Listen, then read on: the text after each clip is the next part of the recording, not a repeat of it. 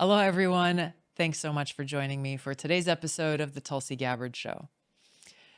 The mere fact that we can sit here together today is because we live in a country that was founded on the principles of freedom, inalienable God-given rights enshrined in our Constitution and inherent to each of us. The right to free speech, freedom of religion, life, liberty, and the pursuit of happiness.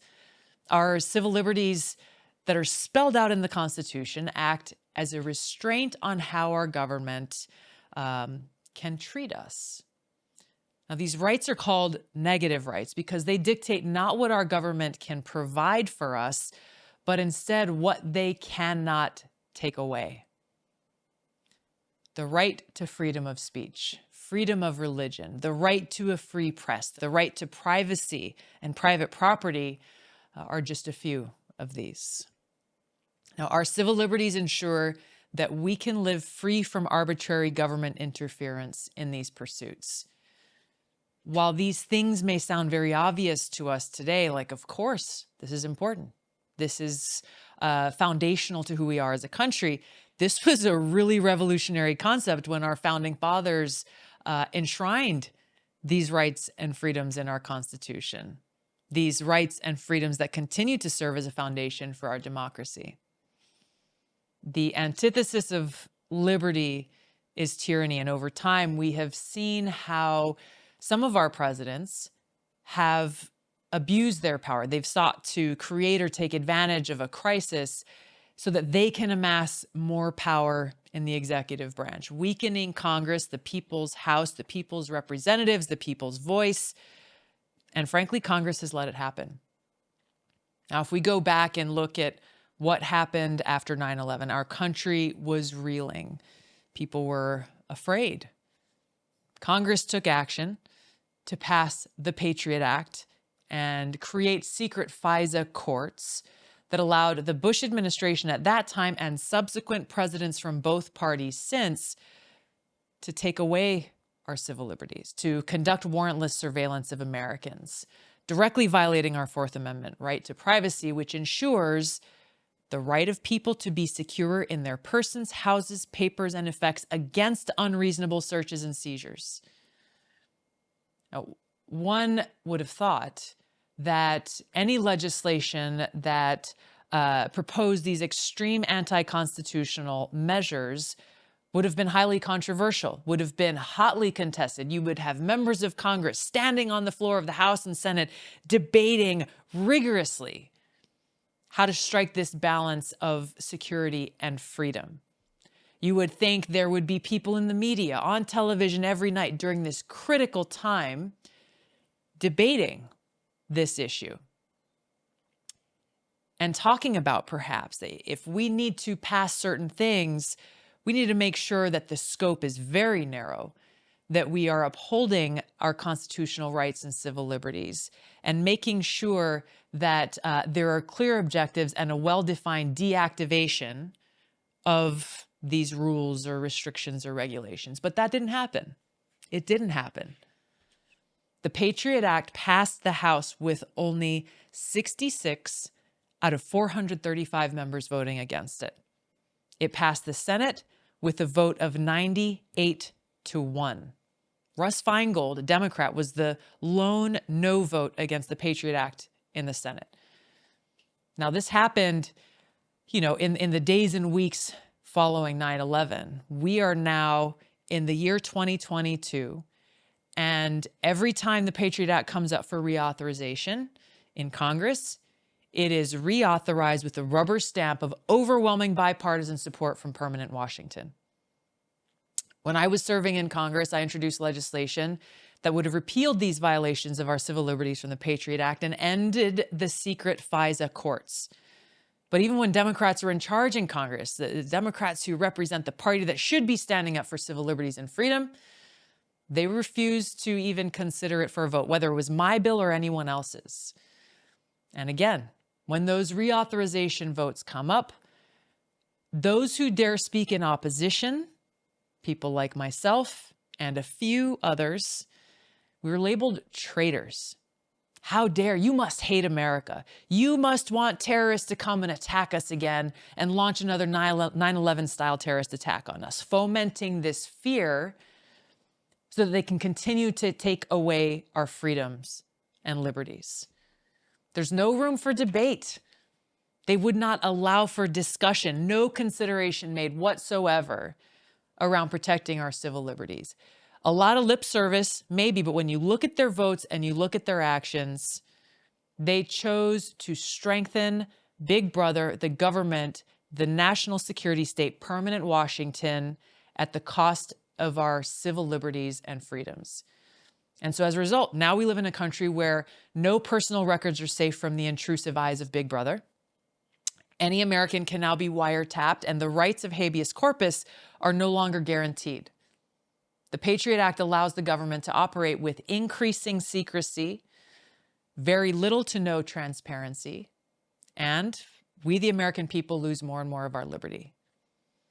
Now, this is really important to remember as leaders in Washington are using Ukraine as they wage a proxy regime change war against Russia, that they continue to escalate, risking World War III and pushing us to the brink of a nuclear holocaust that would destroy this world as we know it. Because one of the things that comes with being in a war footing is martial law. And whether they call it martial law and declare martial law or not, we have seen throughout history how leaders will use this war footing as an excuse to abuse their power and take away our freedoms.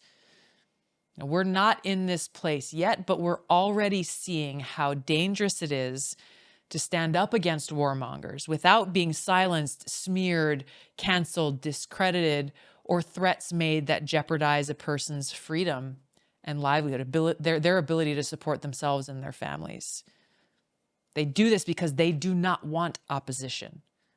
All they want is compliance.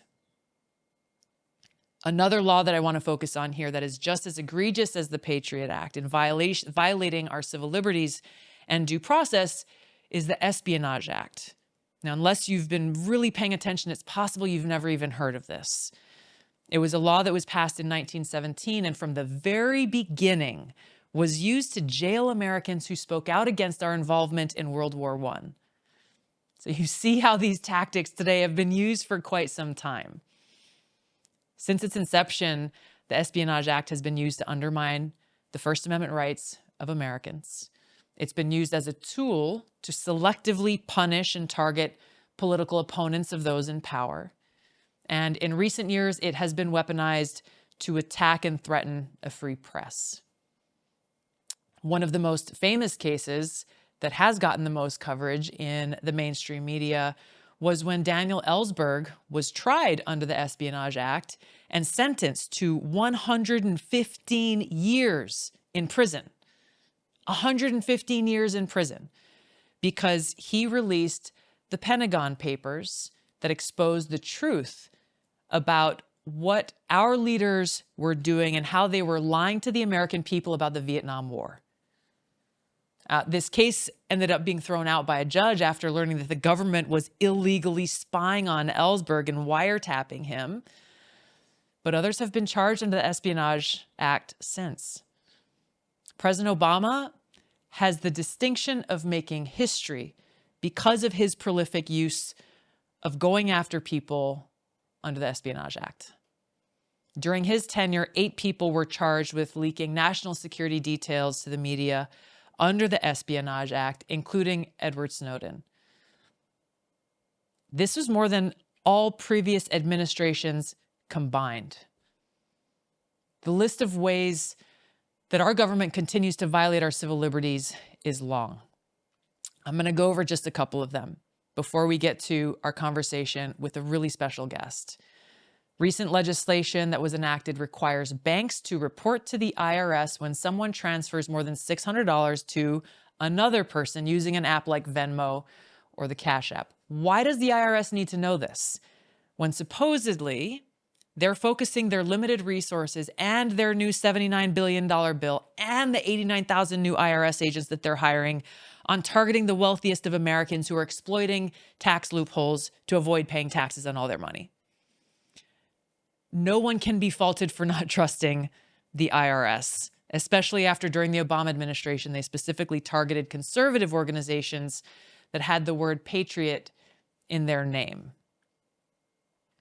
One of the most egregious violations of due process is another thing that is very, very rarely focused on, but is happening across the country on any given day. And that is the corrupt system of civil asset forfeiture. This is when the government takes it upon themselves to come and seize the property from law-abiding Americans who have not even been charged with the crime and may never be charged with a crime.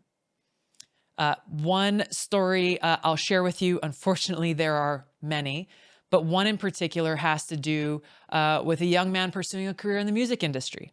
A guy named Joseph Rivers, 22 years old. He bought a one-way train ticket to Los Angeles and had some money saved up that he took with him to get his life started there. Well, for the DEA agents who confronted him, that act alone, along with the fact that he was traveling with what they viewed was a large amount of cash, was suspect enough to assume that this young man was engaged in some kind of drug trafficking or narcotic activity. Now, other passengers on that Amtrak train noted that Rivers, who's a young African-American man, he was the only passenger on that train to be singled out by the DEA. Rivers' attorney said Rivers' race likely played a role in that, as he was the only black passenger on his section of the train. But during this search and seizure of the cash that Rivers was carrying with him as he was going to start out a new life, he said he cooperated throughout the entire time, telling the DEA, hey, call my mom, and she'll tell you that I am who I say I am and that I'm doing what I say I'm doing. And as the agents took his money, he asked them, how am I going to survive? If you take away my money, I'm not even gonna be able to go home. And according to Rivers, the DEA agents, he says, quote, informed me that it was my responsibility to figure it out. Rivers was never charged with any crime, and there's no indication that he ever will be. But the DEA was still legally allowed to seize the $16,000 in cash that he carried, giving an explanation saying, well, we don't have to prove that the person is guilty. It's that the money is presumed to be guilty. This happens more often than we realize. And in most cases, unless a person has the resources, the time, and the energy to sue the law enforcement agency and sue the government to get their property back, that property is never returned. And too often law enforcement agencies take advantage of this civil asset forfeiture law as a means of funding, of bringing more resources to their department.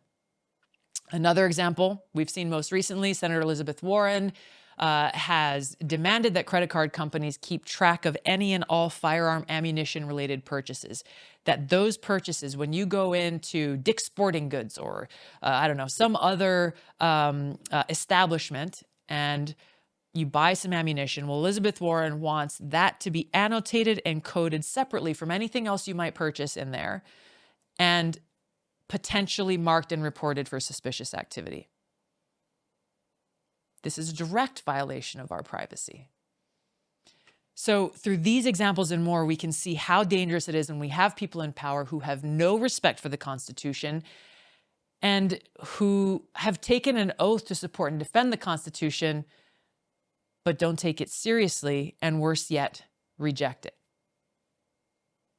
They show there are no boundaries. They see themselves as rulers and we are their subjects. They know what's best for us better than we do for ourselves. And because of that, they see themselves as being entitled to any and every part of our lives. My guest today has dedicated his life to defending our civil liberties. He knows how dangerous a tyrannical government that takes away our rights can be. His name is literally synonymous with the word libertarian. I'm talking about my friend Ron Paul. He's a doctor who's delivered over 4,000 babies. He is someone who has served our country in uniform, serving both in the Air Force and the Air National Guard. And he also served in Congress. He ran for president 3 times. And after leaving Washington in 2013, he launched the Ron Paul Institute for Peace and Prosperity, a foreign policy think tank that continues to do incredibly important work today, dedicated to peaceful foreign policy and defending our civil liberties. Ron Paul is a New York Times #1 best-selling author, as well as a current host of the Ron Paul Liberty Report. Please join me in welcoming my guest and my friend, Dr. Ron Paul.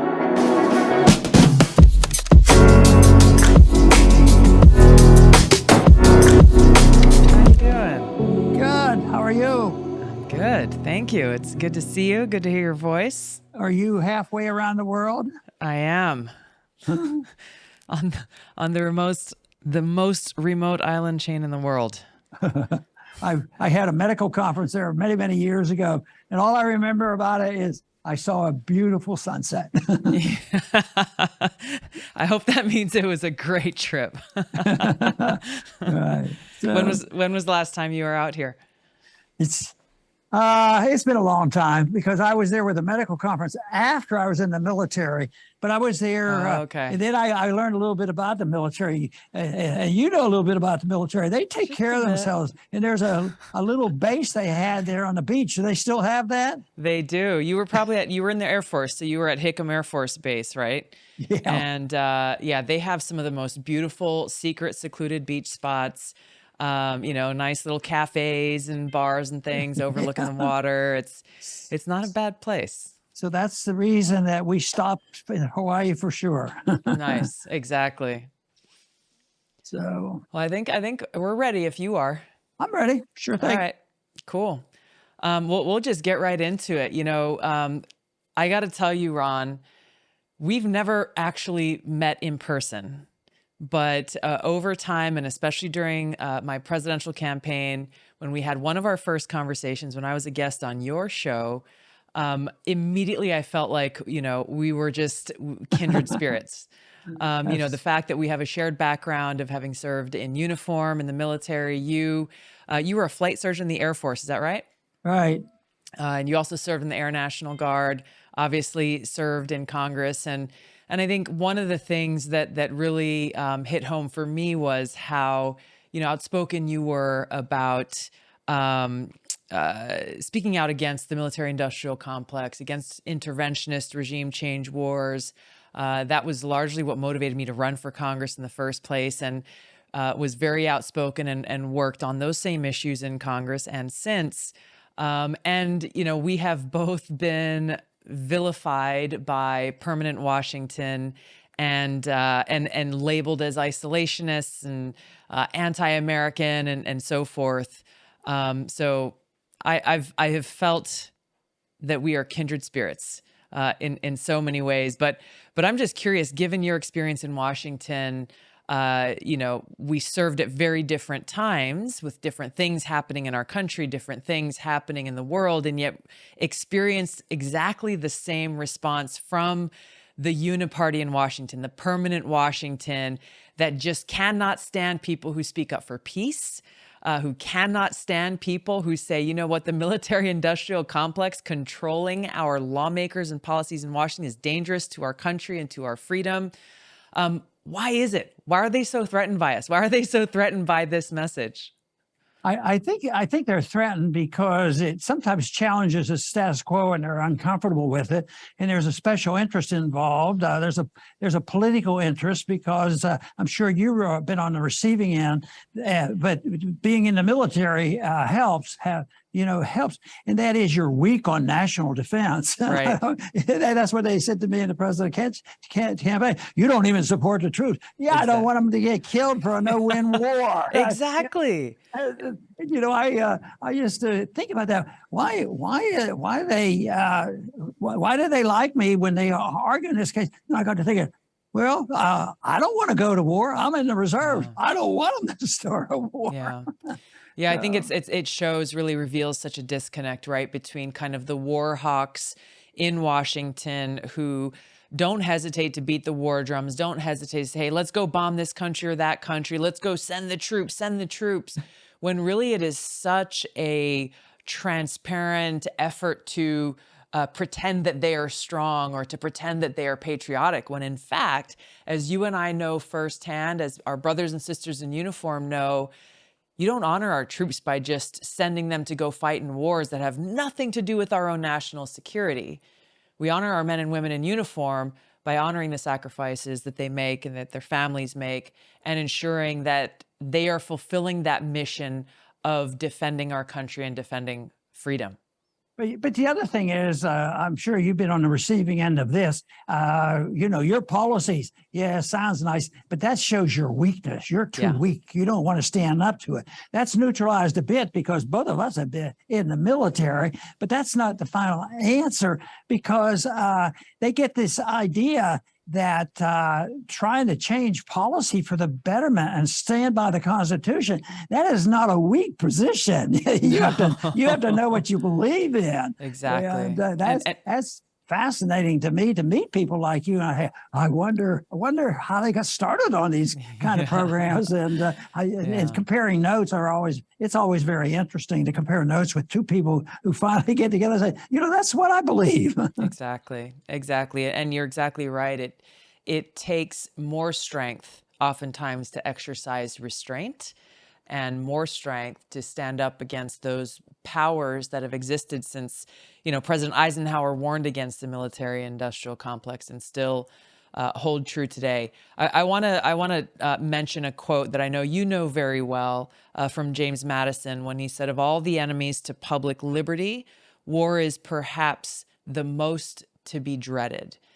Now, this is something that I think a lot of people don't know of or think about because so often, time after time after time, when politicians say, well, we have to go to war to defend freedom, we have to go to war to defend democracy, and yet here James Madison is warning that of all the enemies to public liberty, war is perhaps the most to be dreaded. Tell us why he said that and why it is still as true today as it was when he made that statement. Well, it's such a true statement because that takes a political position of standing up. If you want to be patriotic, you have to join in, no matter what. And they fail to look at it in the larger spectrum. On what is a good war, and how did they try to solve that problem? They tried to solve it by making war very rare. And that a president can't initiate war. It was an eye opener for me. I was, at the drafty age. I was still just finished high school during the Korean War, and even then I wasn't well into all the politics of it. I said, well, where does he get this authority to take us to war? And that was the first time. That was a big thing. That's well, we got permission from the United Nations. So globalism comes into this too on how to do it. But this issue of war, war is an instrument whereby they can expand the state. And some people, that's their sole goal. So you can understand that. But I expand the definition of war and what he infers there. I'm sure he's talking about war with different countries. But I think the warring type of attitude is what allows us to expand for various reasons. The war against the virus, that's a good war to get. If you're not, are you want to fight this war against the virus because you want to expand knowledge and science? Oh, no, they did exactly the opposite, but it's a war, and they were using that. And you must comply. Yep, that's it. They had a political goal in that. And so warring against, maybe I could generalize and say, anytime there's a war against liberty, that's a broader approach, but that's what I believe what we're trying to stop. Yeah. Yeah, I think as you're talking about this, whatever the war may be, whatever they're saying the cause for the war is or the need for the war is, as divided as Washington can be on any given day, whether you're talking about things like immigration or healthcare or any of these other things, I can't think of a single time where the two parties in Washington have taken a partisan line against a war. Almost always it is that uniparty, that permanent Washington that is standing together in support of waging more wars. I saw this as the reauthorization for the Patriot Act came up while I was in Congress, and was aghast when I saw how those of us who spoke up against those civil liberties violations within the Patriot Act, those gross abuses of our constitutional rights still existed, how we were labeled as traitors. Literally, on the House floor, some of our colleagues saying, if you oppose reauthorizing the Patriot Act, you are a traitor and you are inviting another 9/11 terrorist attack on America. You are standing with jihadists like Al-Qaeda against the safety, security, and well-being of the American people. And these attacks were coming from Republicans primarily. The Patriot Act still exists. Democrats and Republicans in Washington continue to rubber stamp it every single time it comes up for reauthorization. When it was first put in place, were you the lone vote against the Patriot Act? No, there were more. I can't remember the numbers, but there weren't very many Republicans. I remember the vote very clearly because I was sitting next to a Democrat and a friend, and at least we talked a lot, and he was fairly conservative, Sure. So we were sitting there, and he knew, and I knew that we shared some views. So I was voting there, and there weren't very many no votes up there. So I voted no. And I said, what are you going to do? He said, I'm going to vote for it. He says, why are you going to vote for it? You know better. He said, oh, I know. You're right. He says, but I don't want to go home and have to explain it to my constituents. And I said, that's your job. Exactly. And that's the way it was. It was easy for him. But the other thing that bugged me when I went to Washington is some votes would come up and everybody would march to the desk. I don't know whether the Democrats did this. Then on the desk, they would have, if it's a controversial economic matter, and they might list 10 groups and 10 businesses here that were for it and 10 businesses over here. So you were to go down there and match it up. Well, let me see, are any of those people in my district and not in my district? And that was the way they sorted it out. So staff had to figure that out, what's going on. My staff claimed they had an easier job because I told them, I said, you better, you know what my rules are, don't you? And I said, but you're pretty lucky because you probably only have to read the title, because when the title is up there, it'll be exactly opposite of what the title is. That's so true. The most recent example of that, of course, is the so-called Inflation Reduction Act, right? Yeah. Would it take? I don't think that it had even been signed into law yet, or maybe it was right after, like, well, actually, that's not what this does, and they said it themselves. That's a great example. My staff, we joked, maybe half jokingly, that they actually had to work harder because, the daily whip notices and the things from the party saying, hey, here's how you should vote and here's why. I told them to completely ignore those, and we got to do the work and we got to do the research to figure out exactly what do these bills actually do, and not rely on whatever either party line was. Because as you know, both were generally biased in one direction or another. So yeah, I know what you're talking about, because when you just dig back into people who've been there before, and they're it's sort of rote, that I had another rule that it might be controversial. You might not even think it's a good idea, but I had a rule: don't hire any former staffers with other. I've been here for 30 years and I know the road and I want to work on your staff. I said, we're not hiring people like that. Yeah. I want to just jump back to the Patriot Act for a second, because a lot of people it's become so normalized, right? It's been quite some time, over 2 decades now since it was put in place.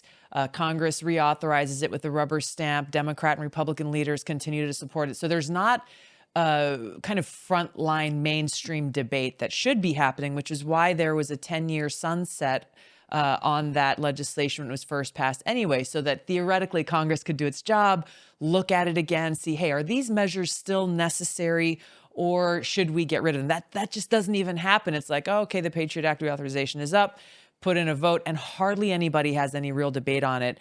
Why do you think it is that, I guess, the public at large has been kind of numbed to this, and why there isn't more public pressure on Congress to actually examine these things that are in the Patriot Act in through a constitutional lens, and then do their job in making sure that our rights are being upheld?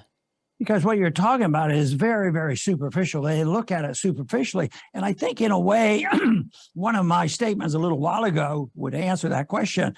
My colleague is sitting there and he says, I know Yeah. you're right, Ron, but I can't go back home. It's the Patriot Act, don't you know? So I would think that carries through. Why try to explain it? And then you become Ed Snowden and he has to escape to Russia.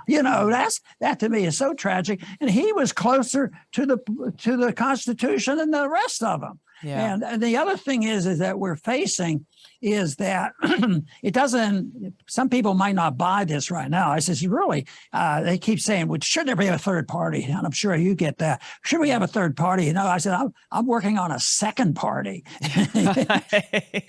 That's so true. The foreign policy is one. The Patriot Act is another one. Anything political, budget. Oh, the Republicans are going to save us. So they're going to save us on the budget, but they don't support it. They'll even suspend some really, really activities going on politically. Oh, we all have to get back and vote for the Patriot Act or something like that. And they'll all go back and vote for the same thing. But it's a political thing. It's a pretense. And it's maybe a sign of laziness. And they're reading the leaves and they say, well, if I don't want to have a headache and if I have to go back there and explain that, I might lose some votes and I didn't win by very much last time. And they do that. And so they're pragmatists, they're utilitarians, they don't believe in a principle, and then you say, well, what principle do you follow? I said, well, the Constitution might not be perfect, but it's a pretty good start for us. Absolutely. That's the one we take the oath for. So why couldn't we just follow that on the war issue? I don't know if you've ever heard the little story that happened when we were given the authority to go into Iraq. And I was on the committee, and almost everybody was for it. And the debate was going on, giving the authority. And I made them vote on an amendment that said that you have to declare war. And this is it, declare war. If you want to send kids over there, you have to declare war. Henry Hyde, who was the chairman and one of the most respected members of Congress, he said, oh, I know, Dr. Pauli, you're a good constitutional, but that part of the Constitution is anachronistic. We don't follow it anymore. Wow. That told me exactly where we were. And it wasn't like he was way off, on the edge politically. He was the center of it. He was the chairman of the Judiciary Committee, and we had all those rules about how long it could be. So they just got around that. But if you were an insider, they just switched your committee. So he went from Judiciary over to the Foreign Policy Committee. So then I knew where we were. But that describes the problem, though. It does. Because he blunted out a real truth. He did. There. I had not heard that before. Every once in a while, when you hear these guys talk, that they will blurt out a truth inadvertently, but they might not even know what they're doing. Yeah, that's sort of mean, but I don't. No, it's actually true. It is true. Every now and again, what do they say? Like they say the quiet part out loud, right? The thing that no one's supposed to actually admit in broad daylight. And I think it also, what you're describing, just shows how many people in Washington, and I'm not even going to say leaders in Washington because they're not leading, they are followers, and they're driven by fear.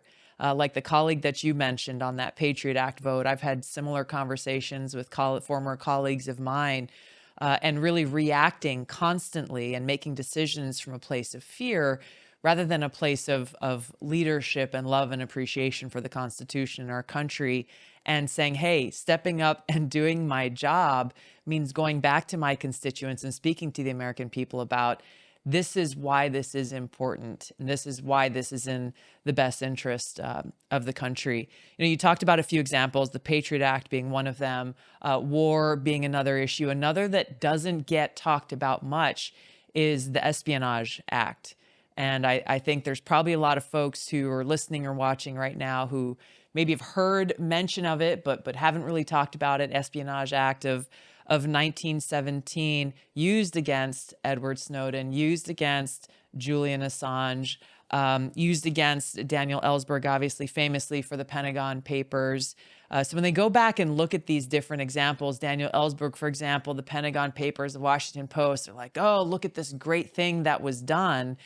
And yet we fast forward a few years to the Obama administration, where more than any other president, he prosecuted people, charged and prosecuted people under the Espionage Act.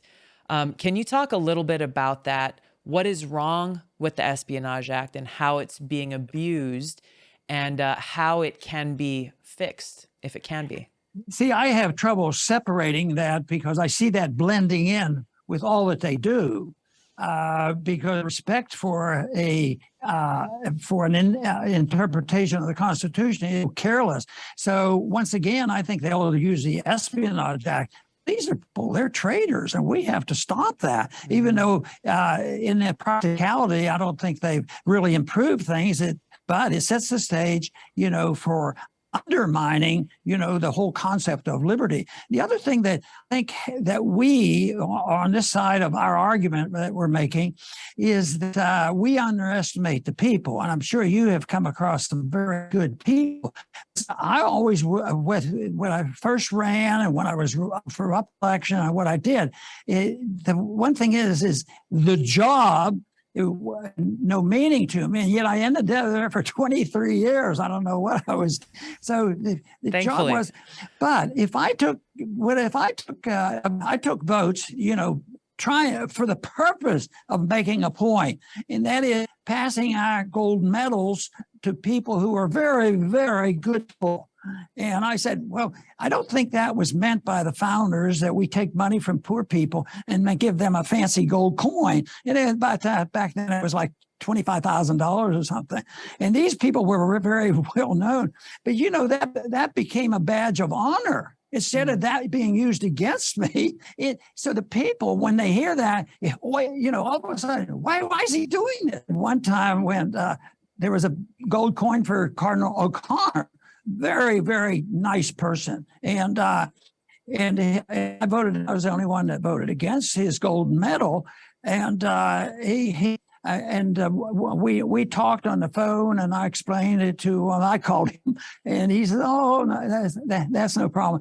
But the people who were they were so outraged. It was like 430 to 1, and we have to have it. We have to have it unanimous. And in a way, all of a sudden, if you're making a point of telling the truth, that your one vote becomes equivalent to their nonsense, Interesting. And the New York Times called my staff on that vote, and they said, well, why voting against theirs? Is he against all Catholics? And that says, no, he's just against all gold coins and on principle. And the New York Times said, oh, okay. Yeah. It wasn't of any interest to them. It was just that, well, maybe he has a history of being against Catholics or something. Yeah. That's how ridiculous it is. Yeah, I think that politicizing of different votes and different issues. And, the more that I've learned about the Espionage Act, the more I've seen how it is one of those things that sounds like it has good intent of being able to prosecute true and willful traitors to our country, but instead has been one of those things that's literally been weaponized as a political tool to go after those who whistleblowers who expose truths about those in power that they are embarrassed by, or that make them look bad, or expose, frankly, even perhaps the illegal or criminal acts that have been conducted in the name of government. And I had a chance to sit down and talk with Daniel Ellsberg a couple of years ago, and it was just so interesting to me to hear a lot of the things that aren't talked about how those convicted or charged under the Espionage Act, you're not allowed to defend yourself in court. You're not allowed to speak to the intent of, in Daniel Ellsberg's case, hey, why did you release those Pentagon papers? Why did you go and steal those documents and make copies of them? He could not even speak to his intent, and he could not speak in his own defense. And it's one of those things that, you know, especially in this current time under this administration, we see these increasingly authoritarian-like tactics being used where, you know, you've got, what is it, a newly stood up domestic terror unit to go after parents who are protesting at boards of education because they care about their kids' education. These different elements within our government that are being weaponized to go after political opponents or quote unquote dissidents, I think points to such a dangerous time. And I know abuse of the FBI in particular is something that you've been outspoken about. Have you ever seen it this bad before, where these public institutions are being so weaponized for political purposes? No, it's worse than ever, and it's getting worse quickly. You know, but the description that you just made of the Espionage Act, I agree with 100%. But I think that idea is well entrenched in the IRS. You know, I mean, the tax system is so bad. It's based on the assumption that everything a citizen makes belongs to the government, and you get to spend a portion of it that they give you permission for. So that is really a big attack on personal liberty. But you're guilty until you prove yourself innocent, and It's pretty hard to do that. So it's a system that's engraved into it, and there's always this superficial benefits to somebody. And often it's, you know, generally speaking, it's always to help poor people, you know, and guess what? If you look at the monetary system and what deficits do and what wars do, who suffers the most? You know, poor people. And I'm sure you know some people you've met in the military that might be there for survival purposes, you know, and they have a tough time. So it's something that I think is just horrible of what they have done to make somebody go through this agony, and it's a violation of individual liberty and individual rights that do this. And I concentrate often, maybe too often, about a big picture. Yeah, you know, if it's the Espionage Act, yes, but it's also the Patriot Act, and I think you understand what I'm saying. It's a system. It's this idea that anything that's pragmatic. And another thing I've decided, I wrote a note to myself, and I was saying something. People, you know, they kept doing this, and this, and it was all dumb. I says, I think what happens, these politicians come to believe their own lies. They don't start off with saying, well, a little fudge it here because I need this for my vote. They just do it and think it's a good thing. And they fib a little bit, a little demagoguery here, until finally they believe their lies. They believe that if we give up, just think, I was well aware of the 60s, and I was in the military because I was drafted, and they said, oh, there's going to be a domino effect, you know. Well, it didn't happen. There was more of a domino effect with Western ideas, and we ended up trading with Vietnam. You know, the whole thing makes no sense. And I put a lot of blame on people like myself and others who believe this. I don't think we do a good enough job of explaining our position because it's such a great position. It's good, it's moral, it's principled, it's constitutional, and it's very practical. The domino theory was that if Vietnam goes, if South Vietnam goes, that the communists, the Chinese, and maybe the Russians would just go down and take everything in the South, you know, the Far East. They would just go get that, and then it would be Japan, and they just keep working over. But it was a thing that went around a whole lot, and that's why it was national defense, because the plan was they would take over. Sounds like something we're hearing a lot in the news lately about Russia's invasion of Ukraine and how Russia is now going to take over all of Europe, and therefore NATO must be strengthened and expanded. And meanwhile, Russia is struggling even in its invasion of Ukraine to try to hold on to small pieces of territory. So, and not a whole lot of news stations talk about the events of to 2014. Yeah. We were involved a little bit in that. We're against those conservatives and others. They were committing a coup on January 6th, and they're enemies, they're terrorists, and all that. And yet we're into the coup business. All you have to do is look up how many countries we've been involved and took over the government. Matter of fact, I reference 1953 under Eisenhower. He was just in office for a month or two when he participated with England to throw out an elected leader of Iran. Yeah. And I tell people, the Iranians have long, Americans don't have any memory of what they do. I've talked with friends of mine who, were children of people who fled Iran, and their memory is very long, and we're still experiencing the consequences and ramifications of that coup, that U.S.-led coup at that time.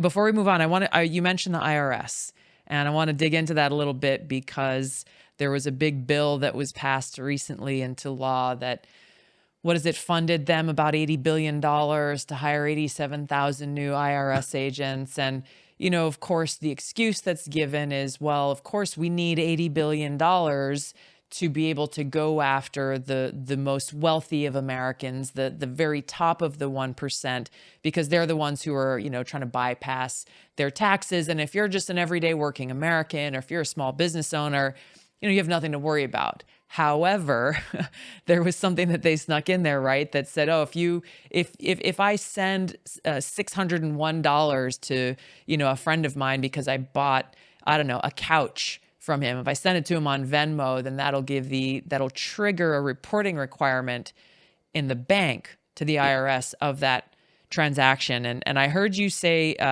when that bill was passed that a supersized IRS will shrink liberty.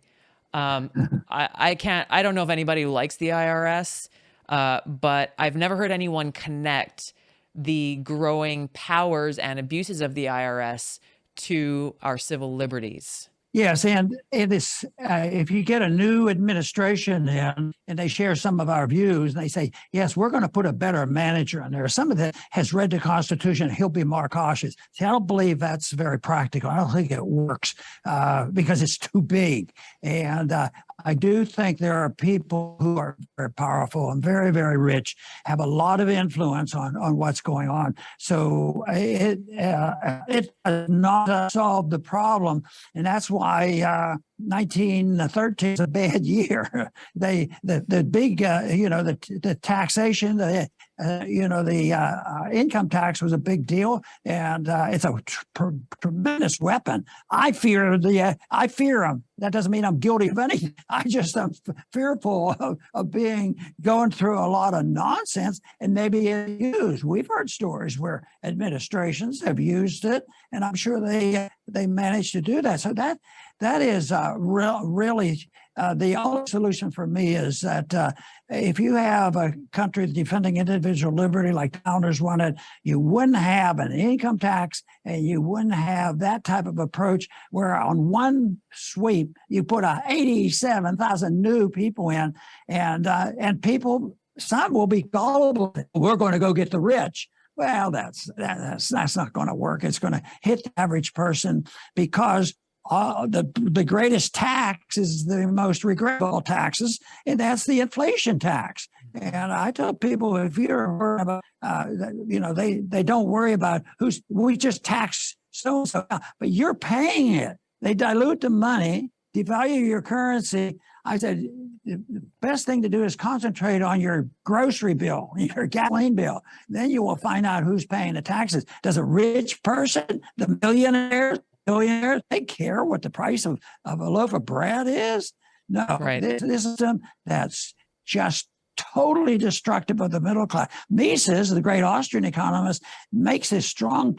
He says, if you have a fiat currency that you continue to devalue, you will destroy the middle class. And there was a time in our history where the middle class was very instrumental in our prosperity. So, Ron, you ran for president 3 times.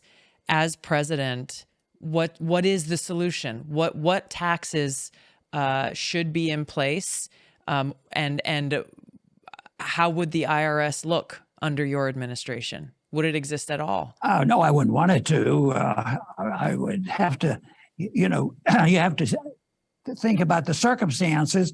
You could do some of that with executive orders, but you might want to have a Congress. None of that is going to work on dealing with the IRS or the Federal Reserve. You have to have the support of the Congress, but you have to have support from people. But some of this is where I become more optimistic, because people are waking up. I went in 76, and people would come up, what thunder are you talking about? You know, you talk about Austrian economics and a gold standard and all this stuff. It's different now. And people, you know, because things are, the bubble and the distortion and debt is so much worse than it was in the 1970s, when we had this horrible decade.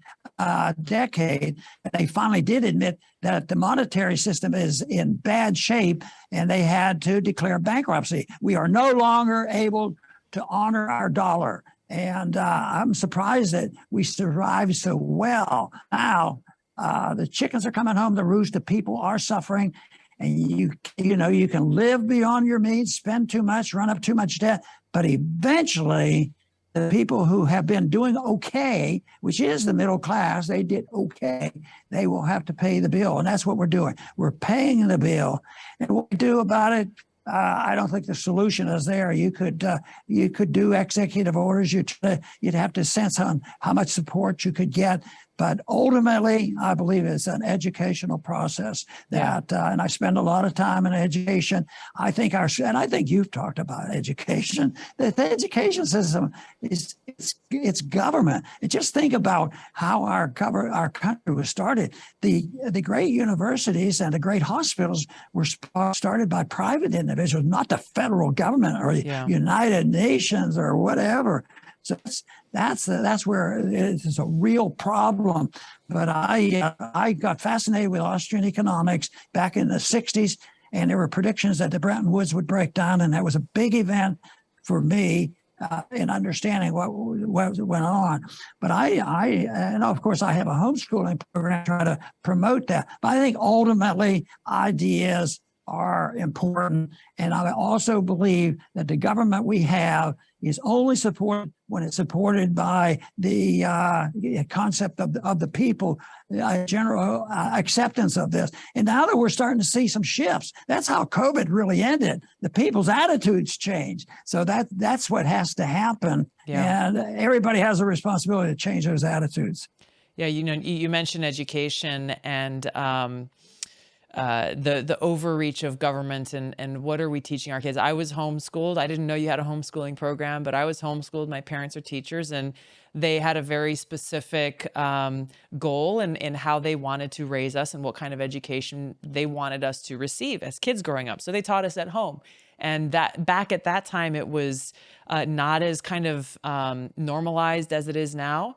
But I loved it, and it was an incredible experience. And I look at the experience that I had as a kid growing up homeschooled. You know, I went out, I did martial arts, we surfed, we played tennis, we did all this other stuff. We had a lot of extracurricular activities, but it was the kind of education that my parents wanted for us. And you compare that now to, of course, what played out in the national stage in Virginia, you know, when parents were told by former Governor Terry McAuliffe and the National Teachers Union, talking heads on MSNBC and so forth, that, you know, as parents, you don't get a say in your kids' education, that you're not qualified. I think they were told, you're not qualified to speak on your child's education, that the teachers union knows better, the state government knows better, the federal government knows better. And it's just, it's incredible to me. I put out a tweet recently saying parents are responsible for their raising of their child. And that I was excoriated on Twitter for saying parents are responsible for raising their children, not the government. How that has become a controversial statement in this day and age, I think is both a sign of how you know, wrong-headed our government leaders are, but also on the positive side, what you're talking about, how more and more parents, maybe who weren't politically involved or paying attention before, hey, if you're going after my kids, no, that is where that line is crossed, and getting more informed and educated And also just looking at the facts, like the government, we have almost half of kids graduating from high school functionally illiterate. So if the government's saying, hey, we are responsible for raising and educating our kids, well, gosh, you are failing. You are failing our children in so many ways, focusing on the wrong things, and the most fundamental basics of education are being missed, which kind of goes to your other question about taxes, because we're paying for this education. All of us are. And where are the results? Now you let the secret out. Now I understand things much better, because whenever I meet somebody that seems to think, and you don't meet a novel concept. you don't have many up in Washington. But I thought, wow, I wonder exactly what's her background? Where did she do it? Did she read Hayek or what? No, it's homeschooling and parents. And there's a solution. It's not complicated. And that was one of the reasons why, as soon as I got out of Congress, I started this. It's the Ron Paul curriculum. And it's not gigantic, but it's of course, I think it's good, and it's fulfilled, some difficulties during COVID. We had some, but it's something that I think as long as we can still express ourselves like we're doing right now, and as long as we can still get to an educational system that is out of the government. In the 1980s, they were really cracking down hard on homeschooling and private schooling and church school. That was really a bad negative. So yes, they're going to be always a threat to homeschoolers and private schooling, because if there's the most minor infraction there, somebody's going to crack down on. But I think it's I think it's just great. So I was delighted to hear your story. Well, you've raised your own kids, one who's gone on to be a U.S. senator, and I really enjoyed working with Rand while I was in Congress. We worked on different pieces of legislation together. He was the only senator who co-sponsored my bill, the Stop Arming Terrorists Act. Went and shared it with every single member of Congress, every single member of the House, every member of the Senate. He was the only one who had the courage, why it would take courage to sponsor a bill called the Stop Arming Terrorists Act. Again, confounds me, but he was the only one with the courage to put his name on that legislation and was my partner in introducing that bill. He obviously has been very outspoken about the dangers and threats of gain-of-function research. He has been very outspoken in holding people like Dr. Fauci accountable to science and the truth during a time in our country over the last few years of this pandemic where even asking questions of the authority deemed you a threat and someone who must be censored or silenced or smeared. Two questions for you. One, personally, you raised Rand, and he has come to be a person of courage and principle in the U.S. Senate. What were the values and principles that were important for you to instill in him and your other children?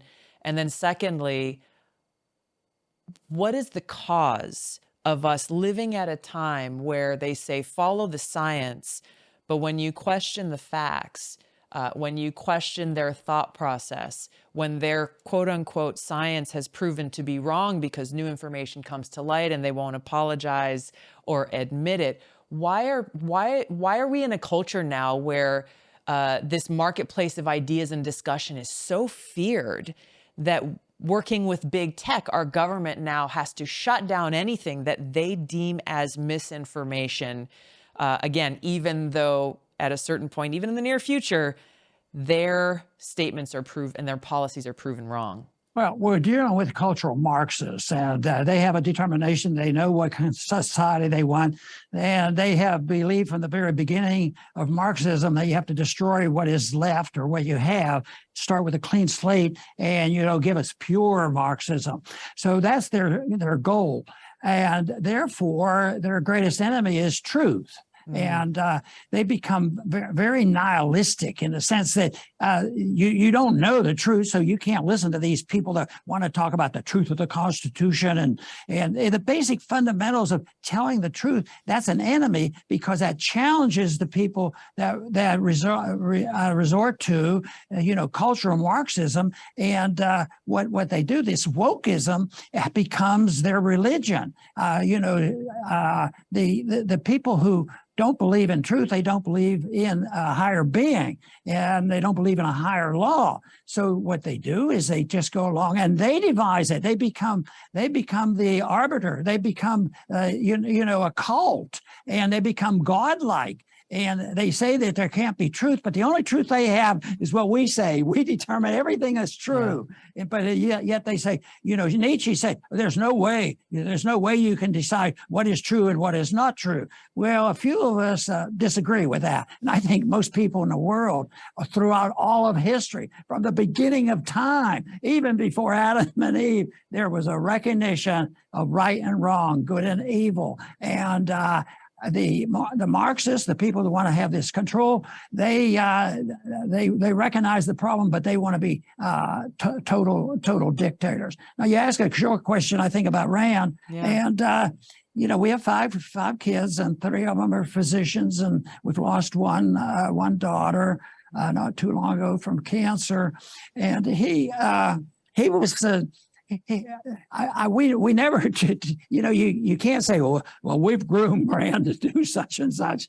No, he was always independent minded. He was always a little more attracted to politics than the rest. But I remember when I was out of Congress for 12 years, and I was going back in 96, he got really involved in it. He likes organization. He's a more detailed person, and I never cared for that. I just wanted to talk about the Federal Reserve. But he took off school and came and organized the family. He says, "You will go out and knock on the doors," and that sort of that. That wasn't my thing, but he did a lot in that 96 election where it wasn't easy to go back into Congress that late, especially when just about every Republican opposed me, But he's been interested, and I'll tell you what, I think he's doing a great job. But he's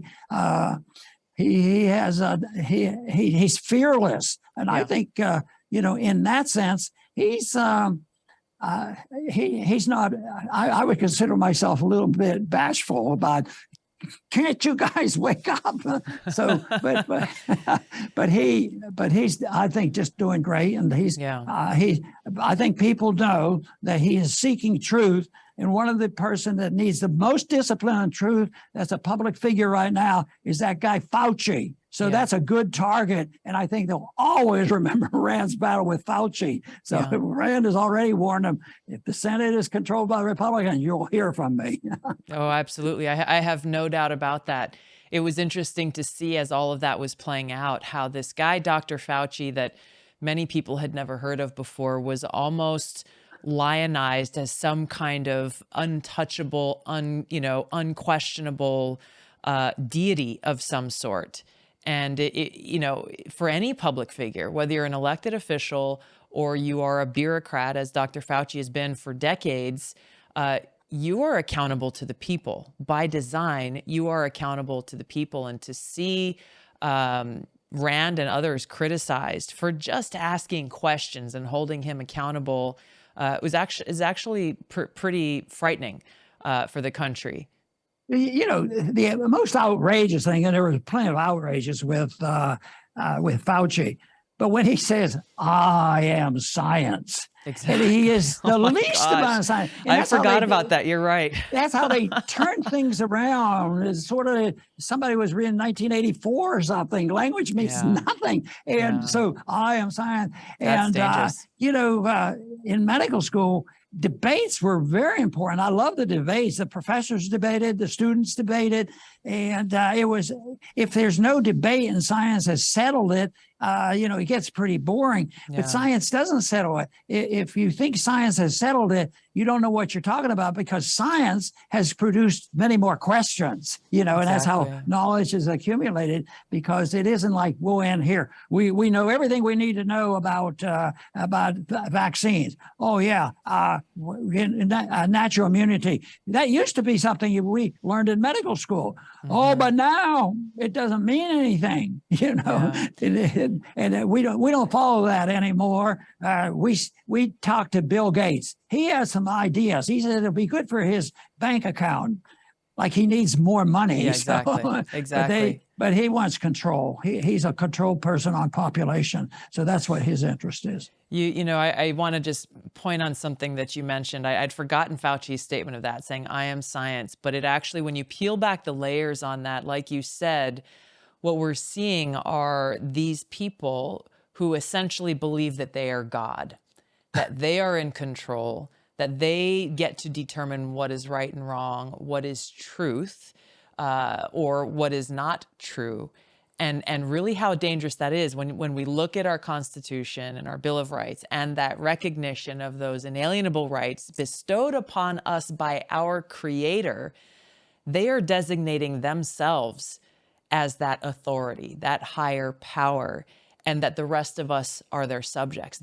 That's really how dangerous this mindset is that they have. Another example that we see of this, of course, is their denial in the truth that there are differences between biological men and women, and how that's being manifested through their different policies, obviously related to sports and other things. But when you peel back, this is bigger than sports. This is, again, about their rejection of the fact that there is objective truth, and them placing themselves in that position of essentially being God, and how offensive and how dangerous that mindset is, and that spiritual that spiritual rot where that's coming from. So somebody was, explaining this, and I was in the presence there, and he was sort of talking to me about no biological differences. And I said, boy, I'm in trouble. I don't know if you know it. I'm a gynecologist. And I spent a lot of time trying to understand the differences. And I also understood very early on that back then, you were almost allowed to teach whatever they wanted to. They actually taught, if you're going to take care of a pregnant woman, you're taking care of two people. And there's a legal argument for that too, because I was also taught that if I did something wrong and injured the fetus, I could be sued. Right. So I always knew there were two individuals. But this whole thing is I told him, I said, I'm going to be confused. So I don't even know if they'll let me in medical school anymore. In this day and age, I don't know. That's actually a legitimate question. Yeah, crazy. Ron, I spoke a few months ago at this incredible event hosted by Young Americans for Liberty, an organization that was founded, I believe, in the wake of your 2008 presidential campaign. And, I had not done anything with them before. This was down in Florida. And so I wasn't fully sure what to expect. But my gosh, I walked away so inspired. I had the privilege of sharing this huge room, this huge hall with, it was, 1,500, 2,000 college students who were so fired up for freedom, liberty, the Constitution. I think they've memorized every single phrase and soundbite you've ever delivered. They were screaming them out. They were hooting and hollering. And I left really feeling energized and inspired, because these kids were not just kids who came there showing up for a good time on the weekend and then forgetting what they heard from different speakers and talked about and then going back to their everyday lives. These kids are fired up because they understand the challenges that we face, the challenges that you have spoken about for years, and that continue to increase, and they're going out to do the work. So to them and to people at home, whether they be parents or students or people who are working in different jobs, to our men and women in the military who are concerned about the culture of leadership of this country. As we wrap up our conversation, I'd love to hear your message to our fellow Americans about the threats that we face to our civil liberties now, and what is our responsibility as individual Americans to be the change and be a part of the solution? You know, I get that question asked when crowds like you mention at YAL, or if I go to a campus in the campaign, they'll come out and say, "You've convinced me. I understand now. I see the light. Tell me what I have to do." Yeah. And I tell them, do whatever you want to do, but just do it, because everybody has their own thing to do. You've done your thing and you're still doing it, and things move along. Everybody has some responsibility, and everybody is not equal in the sense that everybody knows how to run for Congress or should run for Congress. Matter of fact, sometimes young people come to me and they say, "Yeah, I want to do what you do, and I want to run for Congress." I say, "Don't do that. It's embarrassing if that's what you really want. It's the first temptation. What do I need to do? Yeah. To get that." But those crowds really impressed me too. Jeff Frazee actually was my staff person at the congressional office, and then he got YAL started. And I was at a crowd like that, and I was talking to Jeff. I said, the one thing about YAL, because I think the college kids get a bum rap, and I think some of them deserve it, but it depends on what university.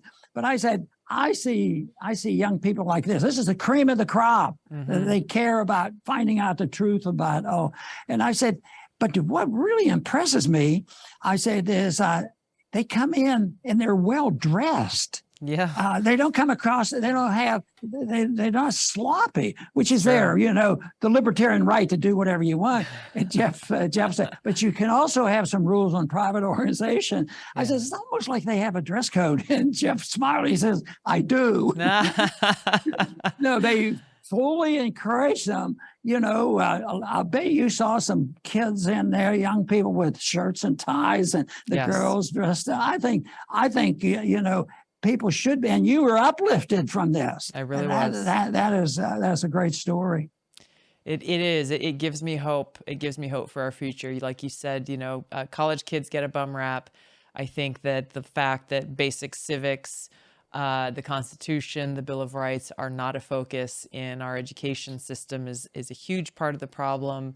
And we have people graduating from high school and going into college without any of those basic understandings or appreciations. These kids proved the opposite. And even if they are not yet the majority, these are our leaders of today and tomorrow. And like you said, maybe some will run for Congress. Maybe others won't. Some shouldn't. I have found that those who are super, super, super eager to run for Congress maybe aren't the right ones, and the ones who are kind of the unwilling people running for Congress, but who are doing so as a call to duty, are often the right ones who are protected from getting sucked into the swamp. Regardless, they're as you said, I could not agree more. There are so many ways for every one of us to be active, and that was much of my message to them. Is to use your voice, be a voice for truth, be a voice for freedom and liberty, and stand up for our Constitution, because that's what our country really, really needs most right now. Great advice. It's so good to talk to you, Ron. I hope we get to talk again soon, and I'm in touch with your team as well. I was not able to make it to your last conference in DC, but I'm going to find a way to you. I'm going to find my way to you there in Texas or DC or somewhere, because I want to come and visit with you. That'd be great. If you're getting over this way, we can get you moved around when you're in the 48 part. All right. And there's people have offered to help, and sometimes the whole way is a little more difficult. But keep us up to date on the schedule, and maybe we can get together. But of course, we have the function in November that we're working on right now. Absolutely. But Tulsi, thank you very much for having me on your program. Thank you, Ron. It's so good to see you, and be safe and be well. Thank you. I feel like this conversation with Ron Paul could have gone on for hours. What that man has been through, the battles that he has fought on the floor of Congress and in the marketplace of ideas in our society, frankly, there's nobody like him. He wrote in his book called Liberty Defined that War feeds the growth of the state. The state is nourished on the liberties of the people. James Madison said, of all the enemies to public liberty, war is perhaps the most to be dreaded.